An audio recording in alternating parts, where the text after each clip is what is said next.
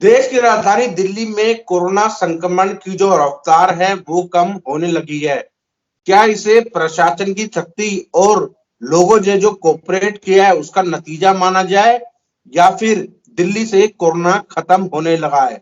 इस विषय पर बात करने के लिए हमारे साथ फोर्टिस हॉस्पिटल के डॉक्टर राकेश सूद जी हैं। राकेश जी, बहुत बहुत स्वागत है आपका पंजाब केसरी टीवी और नवोदय टाइम्स पर। धन्यवाद जी। सर, अभी जो कोरोना संक्रमण की रफ्तार है वो राजधानी दिल्ली में कम होने लगी है। जी डेफिनेटली पिछले कुछ दिनों से 2 दिन 3 दिन से अगर आप देखेंगे तो जो जो नंबर ऑफ पॉजिटिव केस हैं वो कम होते जा रहे हैं। उसके दो ही मुख्य कारण हैं। एक तो ये कि लोग इसके बारे में अब ज़्यादा केयरफुल हो गए हैं, ध्यान रख रहे हैं। दूसरा ये है कि वैक्सीनेशन की ड्राइव बढ़ गई है। तीसरा यह है जो जो सरकार ने दिल्ली सरकार ने लॉकडाउन किया, लोगों को रोज टीवी पे आके समझाया और जो जिन्होंने किए सख्ती जो रात को कर्फ्यू या शनिवार इतवार जहाँ मेन लोग घूमने जाते थे उस पर सख्ती करने के कारण ये हुआ है कि कम से कम लोग अब संक्रमित हो रहे हैं। इसलिए हमें देखने को मिल रहा है कि अभी नंबर ऑफ पेशेंट्स कम हो रहे हैं। तो इसे प्रशासन की सख्ती और लोगों का कोऑपरेशन माना जाए। तो बिना दोनों के प्रयास से ये संभव नहीं था। दोनों का प्रयास, लोगों को भी अवेयरनेस ज़्यादा हो गई है। कुछ हद तक अब ये है कि लोगों को पता लग गया है कि ये बहुत सीवियर नहीं है और दिल्ली में काफ़ी हद तक लोग वैक्सीनेटेड हैं। ये भी देखा गया है कि जिन लोगों ने दोनों वैक्सीन लिए हुए हैं या जिनको पिछली बार सेकेंड वेव में कोविड हुआ था उनको इसमें ज़्यादा कोई बहुत ज़्यादा सिम्टम नहीं आ रहे हैं।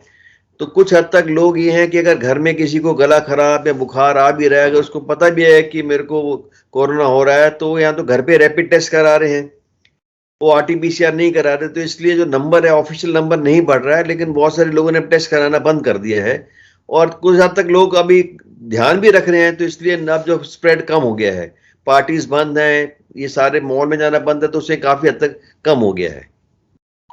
अब जो आने वाले समय में जो ये संक्रमण कम हो रही है, रफ्तार धीमी हो रही है, क्या लगता है कि ये और कम होगी या बढ़ भी सकती है? अगर हम ध्यान नहीं रखेंगे, अगर हम जो मास्क पहनना बंद कर देंगे, जो सोशल डिस्टेंसिंग है बंद कर देंगे, या बाकी जो हमें ध्यान रखना है जो कोविड के अंदर जैसे हाथ धोने हैं, ये नहीं करेंगे तो ये दोबारा बढ़ सकता है। क्योंकि ऐसे जैसे आपने देखा होगा कि अभी फिर रिपोर्ट्स आ रही हैं कि इसके म्यूटेशन फिर हो रही है, कुछ शहरों में म्यूटेशन हो गई है, जैसे बीच में फ्रांस में आया था। बट हमारी किस्मत अच्छी है कि वो जो है बहुत माइल्ड वाला था, इसलिए नहीं हुआ है। कुछ हद तक दिल्ली वाले लकी रहे कि जो सेकेंड वेव डेल्टा में काफ़ी हद तक दिल्ली के लोग एक्सपोज हो गए थे। तो और उसके बाद प्रधानमंत्री की कोशिश से वैक्सीनेशन, दिल्ली गवर्नमेंट की कोशिश वैक्सीनेशन काफ़ी अच्छी तरह होगी, इसलिए इस वेव में हम बच गए हैं। मैं ये कहूँगा कि इस वेव में काफ़ी हद तक बच गए हैं। अदरवाइज जो अमेरिका में हाल है कि 12 से 15 लाख मरीज रोज़ आ रहे हैं, या इंग्लैंड में जो हाल हुआ था कि उन्होंने हाथ खड़े कर दिए कि हमारे पास नहीं है, अगर आप सीरियस है तभी आप हॉस्पिटल आइए, तो आपको हॉस्पिटल आने की भी जरूरत नहीं है। वो वाली स्थिति दिल्ली में नहीं आई है। काफी हद तक उसमें वैक्सीनेशन ने काफी हद तक बचा दिया दिल्ली को। सर, अभी मैं पढ़ रहा था, एक आंकड़ा भी आया कि लगभग 64% लोग जिनकी इस कोविड में मृत्यु हुई है वो वैक्सीनेट नहीं थे। इस वक्त जो मेनली हमारे आईसीयू में भी, हॉस्पिटल में भी जो आईसीयू में पेशेंट है, ये नहीं है कि नहीं है, वेंटिलेटर पे भी काफी सारे हैं। ज्यादातर मरीज वही हैं जिनको कोमॉर्बिड कंडीशंस हैं, जो कैंसर के मरीज हैं, जो डायलिसिस पे थे, किडनी ट्रांसप्लांट वाले हैं, या जिनको बहुत सीवियर अस्थमेटिक हैं, या जो बहुत अनकंट्रोल्ड डायबिटिक हैं। और उनमें से काफी हद तक या तो एक वैक्सीन डोज लिया या नहीं लिया हुआ है। जो वैक्सीनेटेड नहीं है उन्हीं को मेन प्रॉब्लम आ रही है, या जो 60 से ऊपर वाले हैं। बाकी जितने भी मरीज एडमिट हुए हॉस्पिटल में, नॉर्मली वही हैं जो किसी और कारण से अस्पताल में आए थे, जैसे किसी को लकवा हुआ है, किसी को हार्ट अटैक हुआ है, किसी को कोई पेट की प्रॉब्लम हो गई, जैसे किसी ऑपरेशन के लिए आया या रोड एक्सीडेंट का आया। उनका जब सबका ऐसे रूटीन जितने भी पेशेंट एडमिट होते हैं हम सबका आरटीपीसीआर करते हैं और या रैपिड करते हैं। काफी हद तक मरीज वही हैं जो किसी और कारण से हॉस्पिटल में आए थे, पॉजिटिव हो गए तो एडमिट हो गए।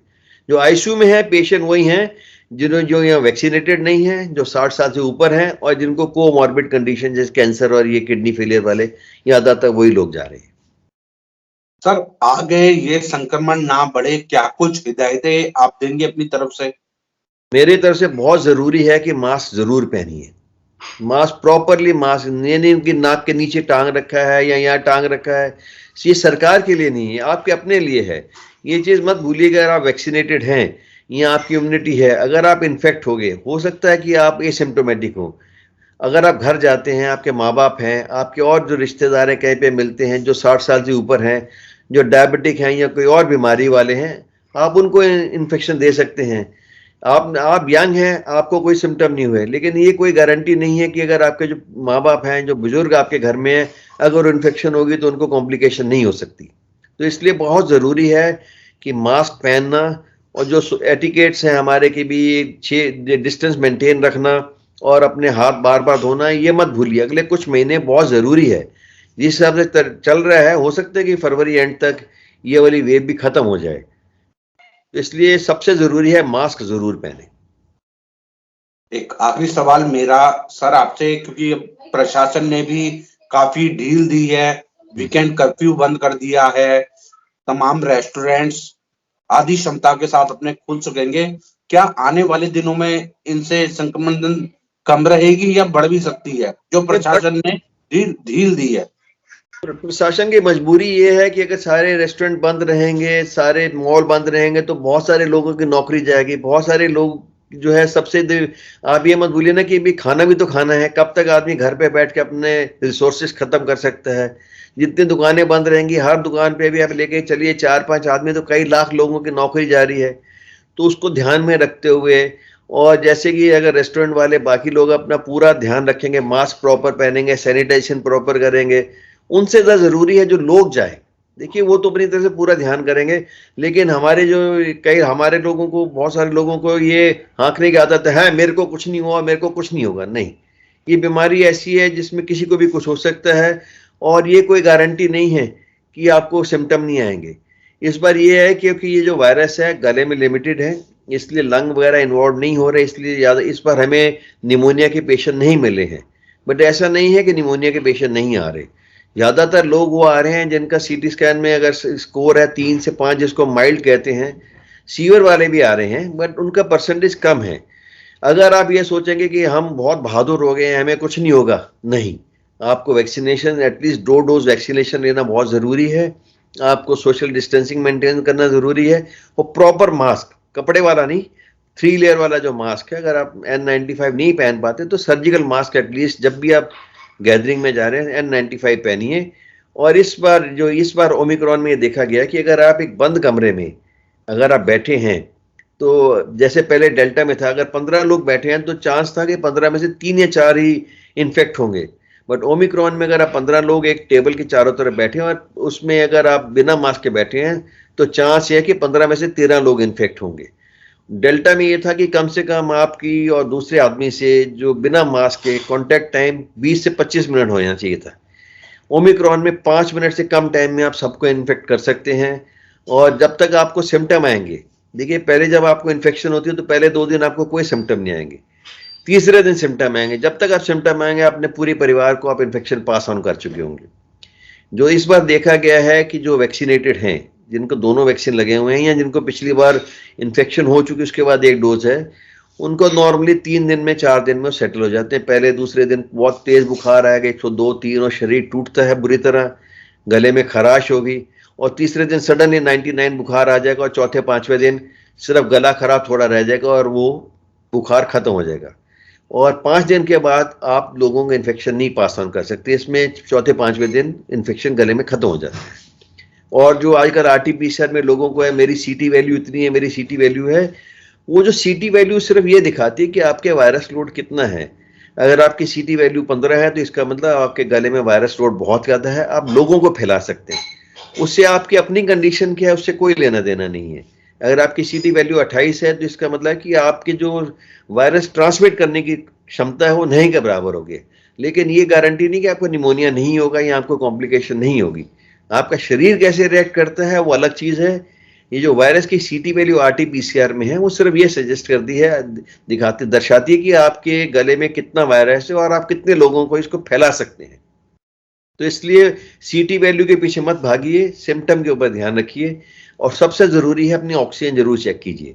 अगर आपकी ऑक्सीजन में सैचुरेशन फॉल करती है 95% से नीचे है, रेस्ट पे और 6 मिनट वॉक करने के बाद, तो इसका मतलब आपका निमोनिया डेवलप हो रहा है, आप अपने डॉक्टर से इमीडिएटली कांटेक्ट कीजिए। दूसरा जो इन दिनों में देखा गया है कि सडनली एकदम शुगर बढ़नी शुरू हो गई है, तो ये शुगर के जो मरीज हैं कम से कम दिन में 2 बार अपनी शुगर जरूर नापें। 2 चीज बहुत जरूरी है, एक तो शुगर और एक अपना जो ऑक्सीजन सैचुरेशन। पिछले कुछ दिनों में बहुत सारे लोग ऐसे आए हैं जिनको कोई हार्ट की तकलीफ नहीं थी, सडनली सांस फूलना शुरू हो गया है, इको में देखा गया है कि उनके हार्ट की पंपिंग नीचे आ गई है और एंजियोग्राफी में उनकी आर्टरीज नॉर्मल है। तो चांसेस यही हैं कि वो पोस्ट वायरल, जिसको हम बोलते हैं डायलेटेड कार्डियोमायोपैथी हो गई है, जो एक ज्यादा खतरनाक चीज है, बिकॉज उसमें सडन डेथ का चांस रहता है। सर, आप क्योंकि फोर्टिस हॉस्पिटल में हैं, आप कुछ बताना चाहें, क्योंकि इसमें खान पान एक बड़ी भूमिका रहती है कोरोना से लड़ाई लड़ने में, या कोरोना ना हो, क्या कुछ खान पान में आदमी अपनी डाइट में शामिल करे, अगर आप कुछ बता सकें। देखिए, सबसे जरूरी है कि आप एक हेल्दी फूड लीजिए जिसमें प्रोटीन प्रॉपर मात्रा में हो, जो फ्रूट्स हैं फ्रेश फ्रूट्स हो, केन्ड फ्रूट्स नहीं हो, जो अखरोट बादाम वगैरह हैं ये चीज़ आप मात्रा में काफ़ी रखिए। और अपना जो लिक्विड्स हैं, लिक्विड पानी है, नींबू पानी है, नारियल पानी है, ये चीज़ें जो हैं ये याद रखिए। सबसे जो 2-3 चीज़ें ज़रूरी हैं, एक तो ये कि अगर आप डायबिटिक हैं तो अपनी शुगर का ध्यान रखिए, अगर आप हार्ट मरीज हैं तो अपनी कोई दवाई मत छोड़िएगा, अगर आप ब्लड प्रेशर के मरीज अगर आपके पास संभव हो तो दिन में एक बार कम से कम अपना ब्लड प्रेशर जरूर नापिए। खान पीन ये है कि आपकी बैलेंस डाइट होनी चाहिए, ये नहीं कि आप बहुत ज़्यादा खा रहे हैं, हो सके तो जो अल्कोहल वाली चीज़ें हैं इनको अवॉइड कीजिए, तला हुआ बहुत ज़्यादा वेट नहीं गेन कीजिए, क्योंकि बैठ के सारा दिन टेंडेंसी रहती है खाते रहते हैं। एक प्रॉपर बैलेंस डाइट रखिए ताकि आपका शरीर ठीक से रहे। एक अंतिम सवाल मेरा, बूस्टर डोज की भी बात हो रही है और लोगों को लगाई भी जा रही है, उन लोगों को, हेल्थ वर्कर्स को और तमाम जो लोग हैं उन्हें लगाई जा रही है, आम इंसान को कब तक लगनी शुरू हो जाएगी। देखिए, जहां तक बूस्टर डोज का सवाल है, बूस्टर डोज से ये है कि आपको सीवियरिटी और बीमारी होने के चांसेस कम हो रहे हैं। जैसे 60 प्लस वाले लोगों को लगी हैं, डॉक्टर्स को लगी हैं, बहुत सारे जिनको बूस्टर डोज लगने के बाद भी ओमिक्रॉन से उनको इन्फेक्शन हुई है, लेकिन यह है कि इनको अस्पताल में भर्ती होने की जरूरत या ऑक्सीजन की जरूरत नहीं पड़ी है। तो जो लोग डायबिटिक हैं या जो जिनको कोमॉर्बिड कंडीशन है, किडनी की प्रॉब्लम है, हार्ट के मरीज हैं या जो अस्थमेटिक हैं, जैसे सरकार उनको करे, इन लोगों को जरूर बूस्टर डोज ले लेनी चाहिए। उससे ये नहीं है कि इनको दोबारा इन्फेक्शन नहीं हो सकती ओमिक्रॉन से, बट इनका ये कि निमोनिया होने का चांस या वेंटिलेटर पे जाने का चांस नहीं का मतलब बहुत कम हो जाता है, 10-12% रह जाता है। जो नहीं है उनको चांसेस 60-70% तक भी रह सकते हैं। तो बूस्टर डोज जरूरी है, इन लोगों के लिए बहुत जरूरी है। बहुत बहुत धन्यवाद सर, अपना कीमती समय पंजाब केसरी टीवी और नवोदय टाइम से बातचीत करने के लिए और महत्वपूर्ण जानकारी साझा करने के लिए। नमस्कार। धन्यवाद।